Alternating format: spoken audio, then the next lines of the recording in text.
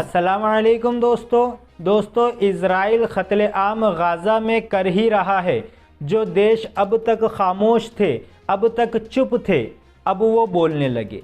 जी हाँ दोस्तों, भले ही वो नॉन मुस्लिम देश है लेकिन वो फ़लस्तीन के साथ खड़े हुए हैं।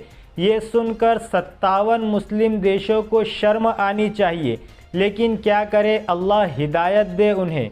मैं आपको बता दूं कि 57 मुस्लिम देश भले ही कुछ नहीं बोल पा रहे हैं, ना ही वो कुछ कर पा रहे हैं, लेकिन अल्लाह जिससे चाहे उससे काम लेता है।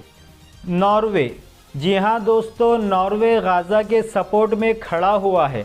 सिर्फ खड़ा ही नहीं हुआ बल्कि नॉर्वे की पार्लियामेंट में रेजोल्यूशन भी पास किया है और अपनी गवर्नमेंट से कहा है कि तैयार हो जाओ फ़लस्तीन को एक स्टेट के लिए मान्यता देने के लिए, यानी फ़लस्तीन को एक स्टेट घोषित किया जाएगा और नॉर्वे इस मामले में पूरी तरह से फ़लस्तीन का साथ देगा। ऐसे में जहां सारी दुनिया इज़राइल इज़राइल इज़राइल कह रही है, ऐसे में अब कई ऐसे ममालिक भी फ़लस्तीन के साथ खड़े हुए हैं, जिसमें एक नॉर्वे भी शामिल हो गया है, जिसने फ़लस्तीन की साइड चुनी और फ़लस्तीन का खुलकर साथ दिया, फ़लस्तीन को खुलकर सपोर्ट किया।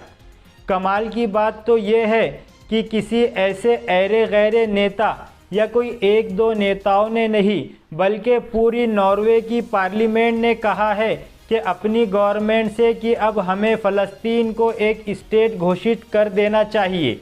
दोस्तों, ये सुनकर इज़राइल को एक बहुत बड़ा झटका लगा है। इतना सुनने के बावजूद भी अरब देश कुछ नहीं कह रहे हैं, ना ही वो कुछ कर पा रहे हैं। उनके दिल मुर्दा हो चुके हैं। लेकिन एक बड़ी बात यह है कि फ़लस्तीन का साथ देने के लिए अब नॉर्वे भी मैदान में उतर गया है। आज के लिए इतना ही, मिलते हैं अगली खबर के साथ। अगर आपने अभी तक हमारे चैनल को सब्सक्राइब नहीं किया है तो चैनल को सब्सक्राइब कीजिए, रिपोर्ट को ज़्यादा से ज़्यादा शेयर कीजिए।